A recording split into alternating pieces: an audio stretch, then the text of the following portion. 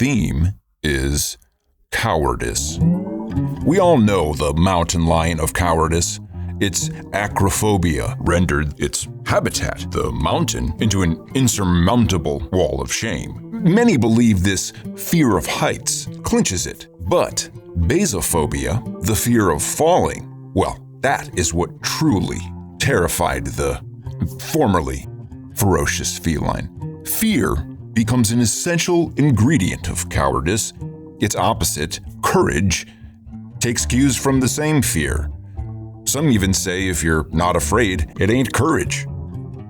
One faces a choice.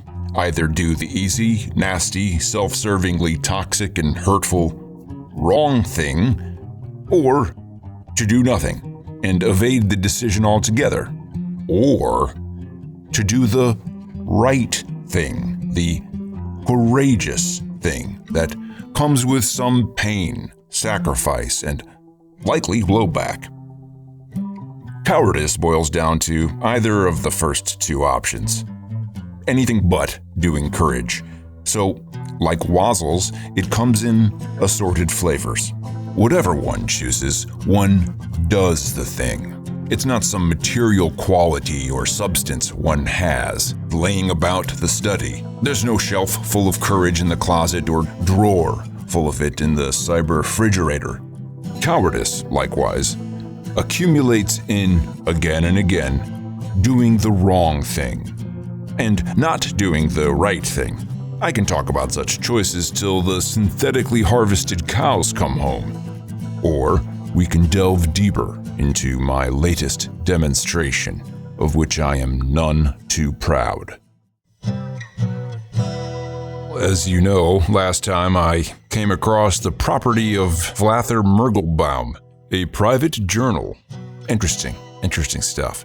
I've leafed through it, and seems he was dead set on getting out of here, and it's planted a seed of curiosity in me.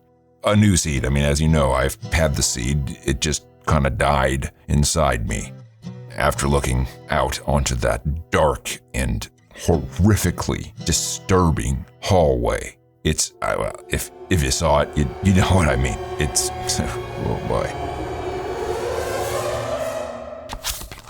Reading this journal has raised a lot of questions, like what's going on with his gut?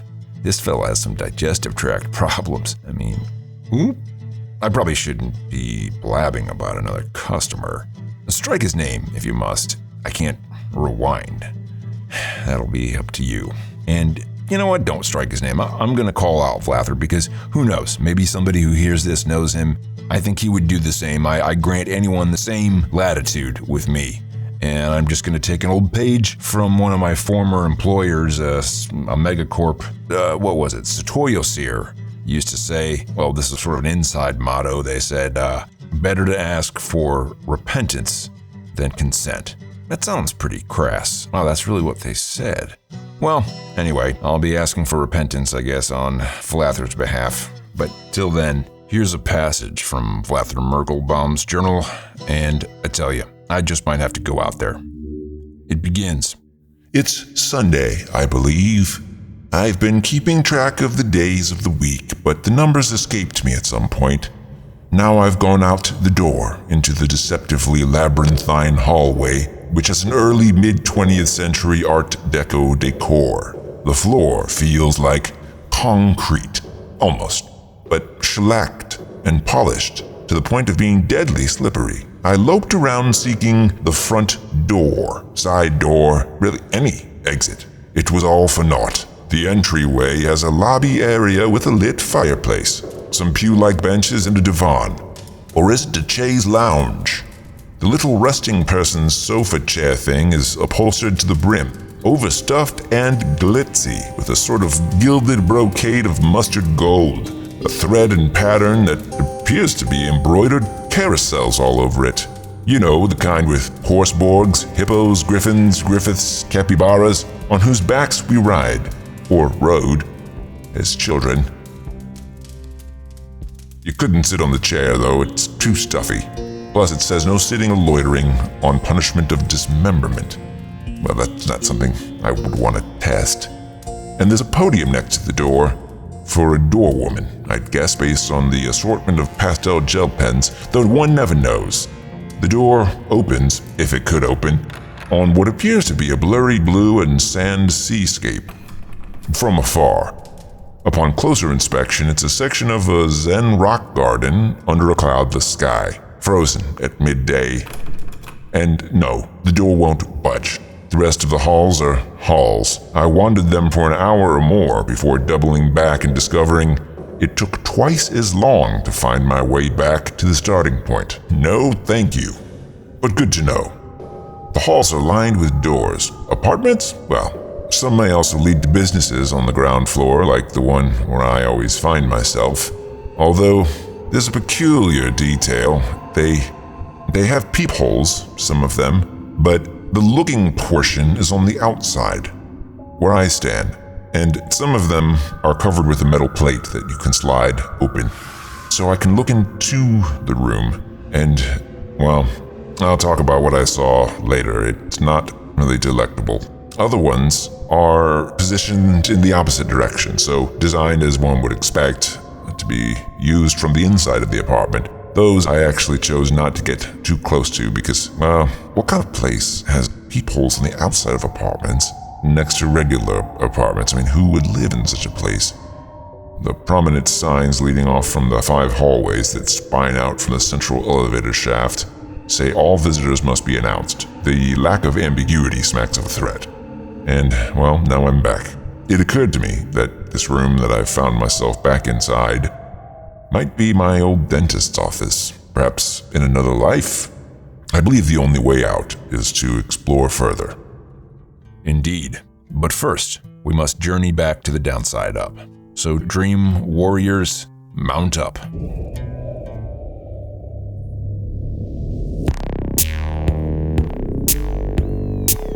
And now, time for the conclusion of Story 3, Baby Nap.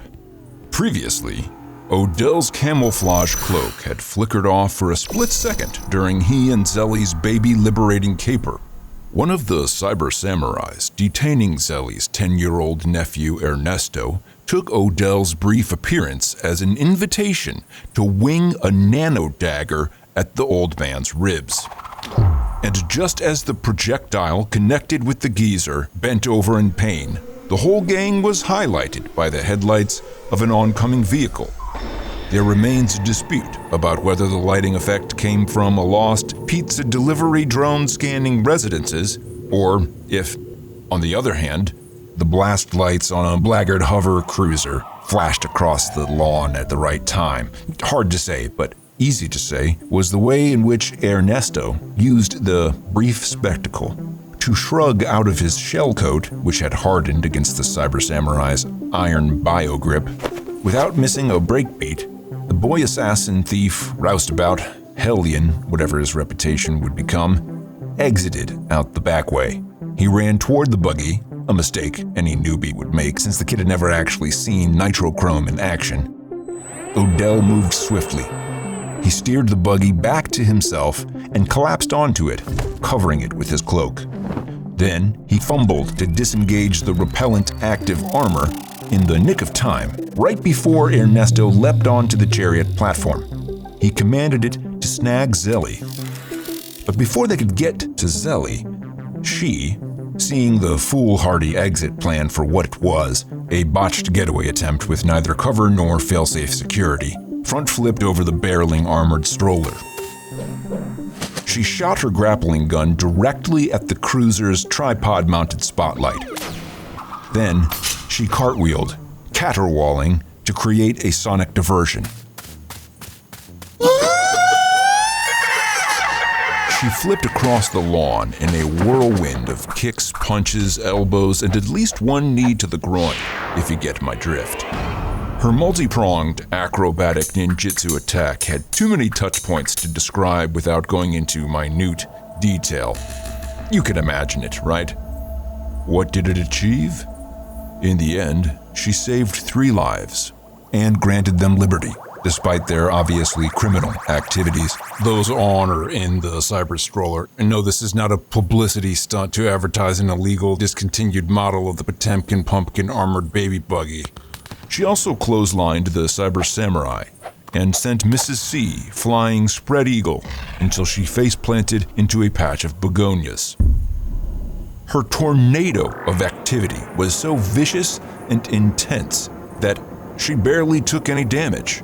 However, that's also what brought her down. Her furious offensive maneuvers exacerbated the internal bleeding from her neck wound. For Zellie, it was an endpoint, a telos, and a final act of courage, she hoped, and not mere desperation of a vain and failed martyr.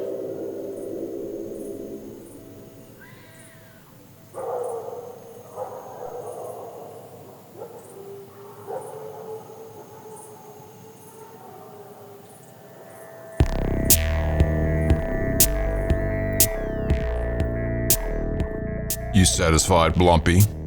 Is that the clean ending you wanted? I swear to God, if you're snoozing. Oh my gosh, are you laughing? You're weeping. Imagine that. You've got a big heart for such a little body. Relative to my species, not size-shaming you. Zoinks, Blumpy, you flip to indignant rage faster than a cruise ship in hyperspeed. Let's revisit Lilike and Constance as they play hide-and-seek with the truth. I shouldn't editorialize. Make up your own mind. The Tale of the Stone Stew. To recap, Lilike Pessoa is a child prodigy. Also, a gender non-binary youngster who goes by Z, Zer, Zers, they, their, them, and who cooked up what turned out to be a poisonous stone soup. Constance Peterson is the documentary filmmaker interviewing Zer. We witnessed Hernan, Lilike's father, attempt to pull Zer out of the interview as Constance honed in on him and the allegations that he played a role in the poisoning death of Victor von Dram, a foreign dignitary. We resumed the tale just as tensions between father and child came to a head. As the father of this child, what do you have to say regarding the investigation recently aimed at your involvement? My involvement? I like to cook. So, is that a crime? Come on, Lily. Lilike resisted their father's pull. No, I'm okay. I'm not afraid. You're shaking like an artificial leaf in a wind tunnel. So I'm nervous.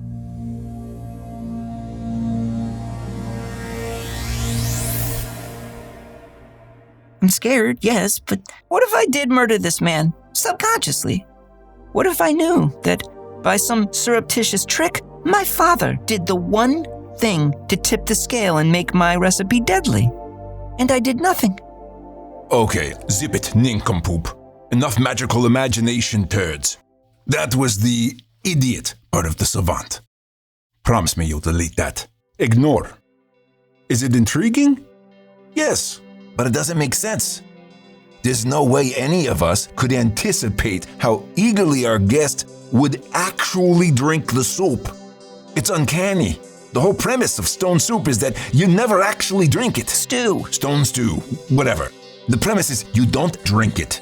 It's symbolic. Okay, Mr. Pessoa, if I may, would you consider the possibility that it was a cultural misunderstanding? Whatever it was, he didn't get it. Perhaps we were too enthusiastic. We gassed him up, figuratively. And he bought it in a way that no adult has ever done in our home. According to my research, Father, there was a time when people actually did eat stone stew together. And in fact, that was the whole point, as you say. No, that's not true.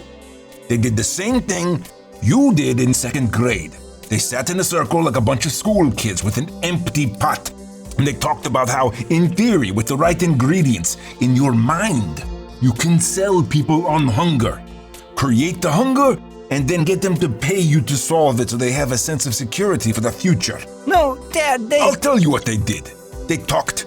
They talked about how the traveler with the magical stone and the pot gathered everyone together into a miniature marketplace where they traded and did commerce. With the fire and his good cheer, it gave the townsfolk a little warmth and a reason to congregate. The traveler persuaded them to allow him to invest their ingredients into a magical stew. And then he sold the promise of a future bowl of it back to them. All of this was done without a single drop of soup being made, for quite a profit. This is the official version. Now there's some controversy about how he kept most of the profits himself and they were supposed to be distributed to the investors, but that's just because he couldn't easily make change, which is why the story ends when he leaves town promising to hit them back when he returns. Yeah, no. I found a historical account of the tale, and let me talk. There were many versions where that was not the whole thing. Mm-hmm. Sometimes a stone, sometimes a button, sometimes for reasons no one has quite explained, a small throwing axe. But the point was not to fool people into believing you had a magical rock and then turn a profit. The point was that if everyone in town shares an ingredient, an onion here, a carrot, perhaps even a poor chicken, you can make a pretty big and tasty feast in a single pot, and everyone gets to eat, and it tastes delicious. Enough. Don't listen to him. You're doing it again, kiddo. What? Stop going full know-it-all. It's gross. You know that him is not my pronoun. Oh, dear. I'm so sorry, my child. Thanks, Dad. Well, I think we're done. Anyway, to be fair, we usually didn't have so much broth. I mean, if anything, I should not have even been permitted the leeway to performatively cook alongside an expert chef. The practice was banned after that night. You see, when a child genius appears, one can become irrational. One treats them like a little mature mini-adult. One gives them nearly the same rights and duties as a grown person, which in many contexts poses little harm. But there is a line, and say you have blurred it. So when it comes time to double-check your boundaries, you may skate over it entirely, and then course-correct at your leisure, only to keep the miracle going. You see how this perpetuates... What? What are you looking at? We're done here. And they were. Later that night, Constance selexed Lilike on the secret holophone communicator she had given Zer as a wireless microphone transmitter earlier that day, since as a lav mic, that was its dual function. She typed, "Do you believe your father?" I do not know. Are you asking if I trust him? Do you? My trust in most adults has been tainted. Though, without my father and mother, my life would likely be far diminished, drowned out by the techno-hell of the lower levels. Well, very astute. What did you mean by some surreptitious trick? Has Hernan played tricks or pranks on you that required a high level of secrecy and deception to succeed? LOL. How would I know? I'm asking.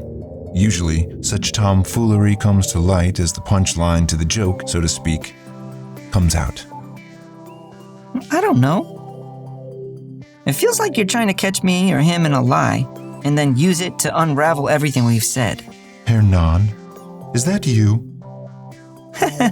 No, it's me. Then tell me something. Tell me something about your childhood that only you would know. Lilike took a deep breath.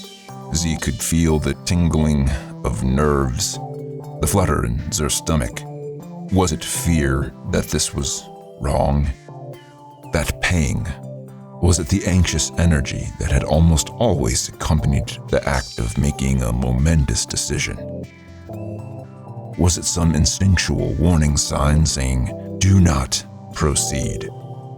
Do not enter this alley, this room, this chat, this holographic simulation of a playground which looks safe but is not." It was 2 a.m.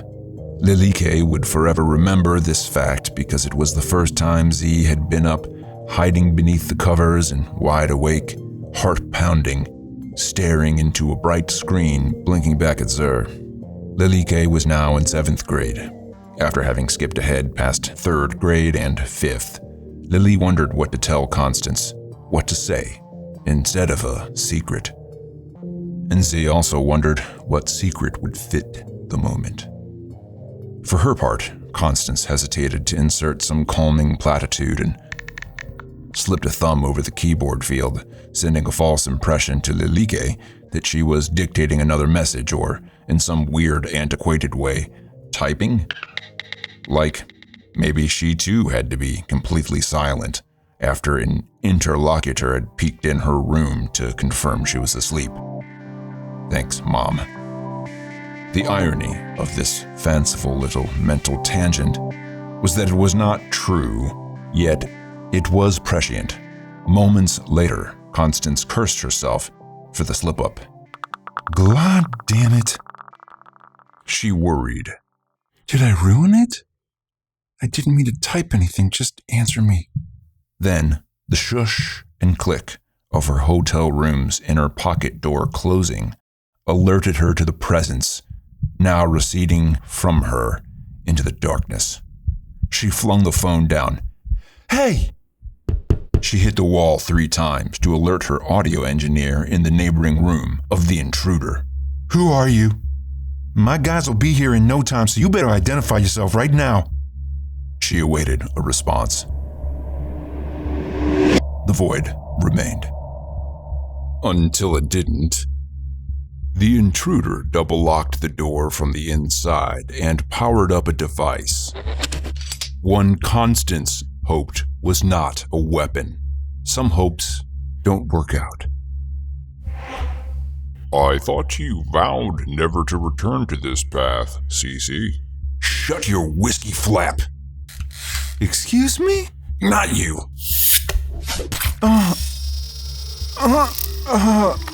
Why can't I move? I excuse you. You're all excused. We'll have to pick this one up next time round, because someone needs a break from the Waitrix. Me.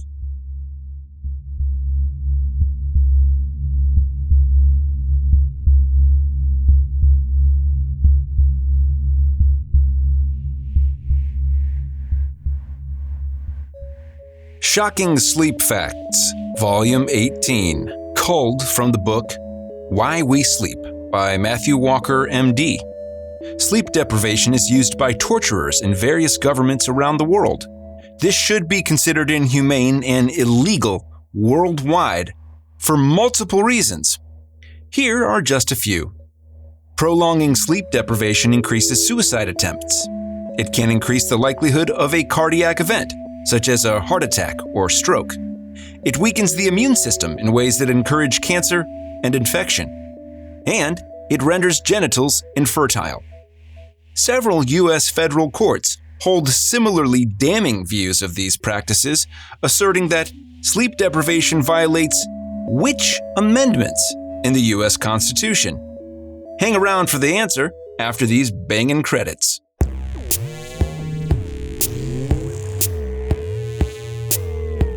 Screaming Panda presents Cowardice, Episode 18, the 8th chapter of Hellgate City, Season 2. Cowardice was written, performed, and produced by the ever-frightful Kevin Barry, also the sound designer and composer of its original music and episode art. The glitch in the Waitrix bonus tale for this chapter is Extraction, Glitch 18, available on our Patreon. And hot tip, the second tier up, Dreamwalkers, has already received Glitch 19, which I don't remember what it's called off the top of my head, but it's a good title, and it's called Borrowed Mime. Even if I'm late with an episode, I get to glitch out as best I can. Oh, second hot tip, if you go to our Patreon page and you pop into the Collections tab, you can preview all of them. A link in the show notes takes you straight there. Do you like the absence of ads during this show? If so, thank you, my nails, not the manicure, though it never hurts, the Neo Amsterdam Inner Legion Syndicate, our handful of steadfast Patreon members. Many thanks to our OGs and our 3 newest members, Anthony, Fortune Chaos, and Lord Kawaii. Actually, there's more. Brandon and Moss, so that's 5. Let's keep it rolling. Your appreciation of our expanding library of over 40 chillaxing tunes and is it 10 glorious bonus tales now has been wonderful. I hope you enjoy the notes on how they weave into the main plot. You keep the dream alive. If you're listening on the public feed, I have a wrinkle in that dream which I'll share in a moment. Have you rated Hellgate City on Spotify to right the wrong of our 4 stars compared to 4.9 stars on Apple? Thanks to the 4 of you who did last week. It's time for the rest of you to step up. With over 38,000 downloads, we should have at least 38,000 reviews. Instead, we have 8, which is 1 more than last week. Thanks, El Fiero, for calling the show, quote, dark, witty sci-fi, a wonderfully entertaining thrill ride through an all-too-familiar hellscape. Splendid review. Please, more from others. Help me make it to 38 reviews by the end of this week. We'll call it December 7th. And I'll release a secret alternate ending of our 9 to Midnight story, Baba Yaga O'Reilly, voice to text. You don't even have to type a 5-word review on Apple Podcasts now. What do you appreciate about the show? When does it make for wonderful listening to pass the time? Which character do you always look forward to hearing from? If you need a hand, I'll do it with you. Just pop over to the credits of our previous episode, number 17, and I'll walk you through it in real time. Go to the 25 minutes and 25 second mark. Boom. Here's the thing. If you're not supporting me on Patreon right now, I'm sure there's a good reason why. But if you can, and you've considered it and you're just dragging your heels, you can get started for as little as 20 American pennies a day. And I hate talking about pennies. I don't like anything about pennies. But I have referred to this as a start kicker. I just started making it and I'm asking you to kick in. And I'm trying to hit 100 patrons by the end of the year. I know that's insane because we're at, I think, the 13 mark at this point, but that's over double what we had a couple of months ago. So we just got to double that and then double it again. Whatever, you don't understand the math, but in this moment, your choice matters. It can mean the difference between this show disappearing or me making it professionally and growing it into something you're proud to be a part of. And part of the reason that I'm doubling down on this is because I've experienced the positive feedback loop of finding those of you out there who do really love the show, and your energy contributes back to my energy, and I think I can make a better show this way than if I were to go some other route or try to sell it to Amazon or whatever. So I really want to do it this way if we can. If you can join me, I believe it's actually making the show better. So please answer our art/merch poll for this episode on Spotify.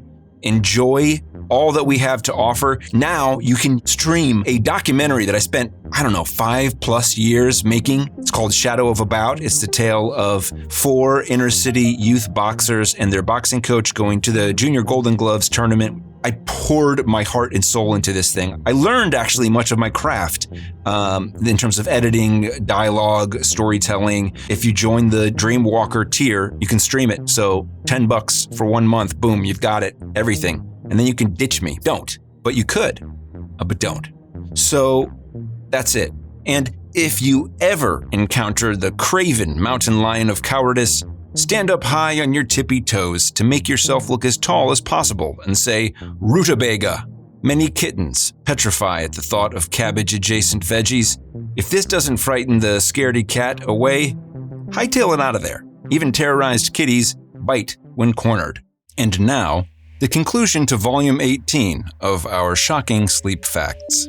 Several U.S. federal courts have asserted that sleep deprivation violates the 8th and 14th Amendments of the U.S. Constitution.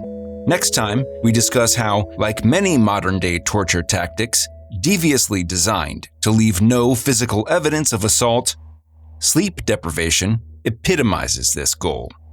Which diabolical countries still use it for interrogation? And what 2 unassailable facts reveal why depriving prisoners of sleep should be abolished in times of war and peace?